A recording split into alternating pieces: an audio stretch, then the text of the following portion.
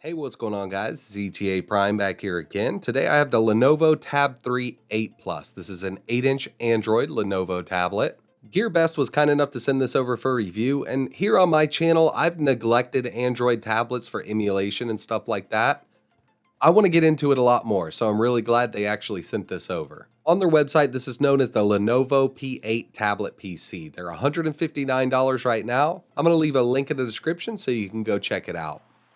First thing I want to do is get this thing unboxed. So there's not much going on inside of the box itself. I mean, we get the tablet, we get a charging cable, and a 2 amp 5.3 volt charger. It's got a really nice 8-inch IPS display. The resolution is 1920 by 1200, and the viewing angles are really good.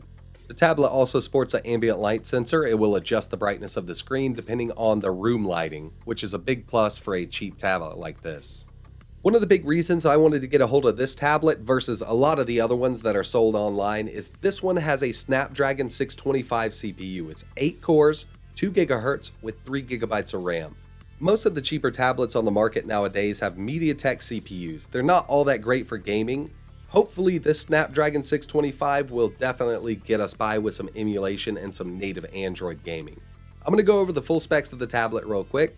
Then we're going to move into some benchmarks and some native Android apps.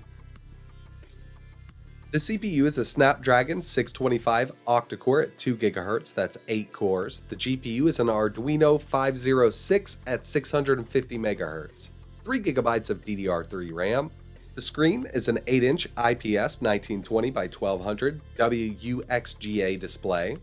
Storage, 16 GB of internal storage. It does have an SD card slot, and on GearBest.com it states that it only does up to a 64 GB card, but I was able to use a 128 GB card with no trouble at all.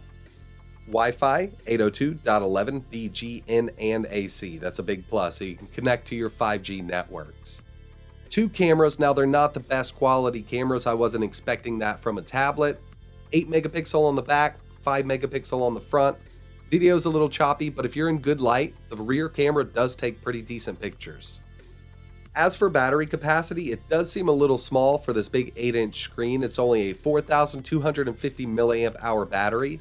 I have seen some sources online claiming 6 to 9 hours of battery life, and that really depends on what you're doing on this tablet. And for the operating system, we're running Android 6.0. Like I said, the website does claim a 64 GB SD card, but I was able to insert a 128 GB Samsung SD card and it works perfectly. Got a little slot here. You'll just pull it out, put your SD card in there, and you're good to go. Back of the tablet has this rubberized coating on it. It doesn't absorb fingerprints like a lot of these tablets that are just plain black, and it feels really good. So if you play it for a long time and you're not using a controller, just holding the unit, you don't have to worry about it slipping out of your hand. I'm going to be moving over to the operating system now. In this video, I'm just going to run some benchmarks and test some native Android gameplay. I will be coming out with a full emulation video on this unit because that's specifically what I wanted it for. I really wanted to test this Snapdragon with N64, PSP, and Dreamcast. And you might be able to hear I'm just getting over a cold right now, so I'd like to wait until I'm feeling a lot better to go ahead and make a 15-minute video on emulation.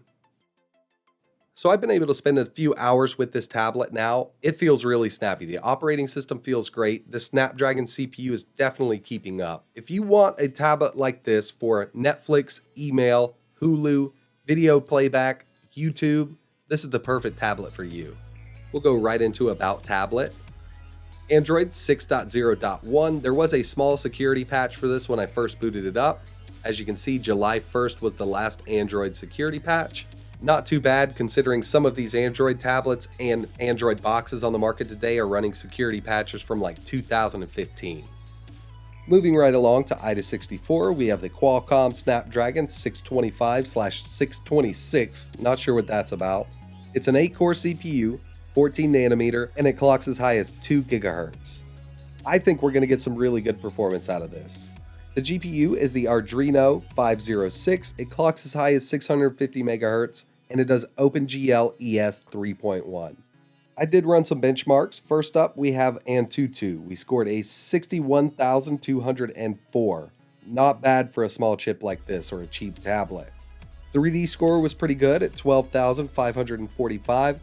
A lot better than the Rock chip Amlogic and MediaTek stuff out there right now. The next benchmark I ran was Geekbench 4.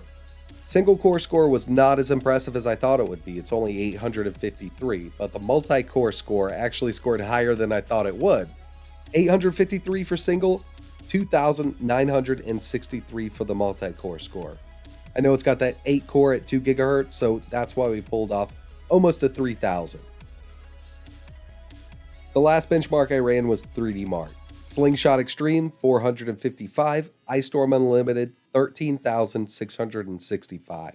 Nowhere near the scores of today's flagships. Even last year's flagships are definitely beating this out, but those are way more expensive even today for a used device. The Nvidia Shield Android TV scores way higher, but you gotta remember this is $150 and it's portable. So those were all synthetic benchmarks. Let's check out some real world performance with some native Android games. I'm going to be testing Asphalt Extreme, Grand Theft Auto San Andreas, and some Minecraft. Like I said, when I shake this cold, I'm going to be doing another video strictly dedicated to emulation on this device. I'm going to be testing out some PSP, Dreamcast, N64, all the greats. So first up, we have Asphalt Extreme. I'm using a Bluetooth controller for this game here. It's the GameSir G3S controller. You can find them on Amazon. I did a review a little while ago. I'll leave a link in the description for you guys. Asphalt Extreme runs flawlessly on this tablet. Now this tablet does have stereo speakers in it and they sound really good. I'm capturing the sound in this video with a camera microphone, so it doesn't sound great in the video, but when you really get one of these in front of you, it's really nice to have that stereo speaker set up.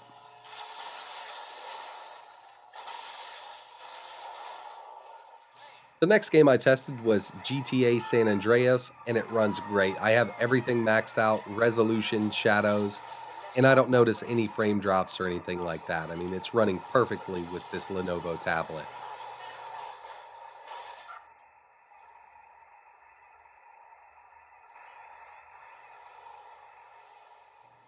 And finally, we have Minecraft Pocket Edition. No doubt in my mind that it was going to run perfectly, and as you can see, it's running great.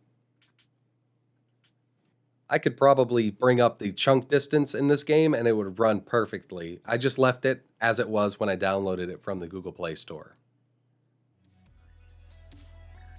So overall, the Lenovo P8 tablet is pretty impressive for the price. Right now, they're $159 on GearBest.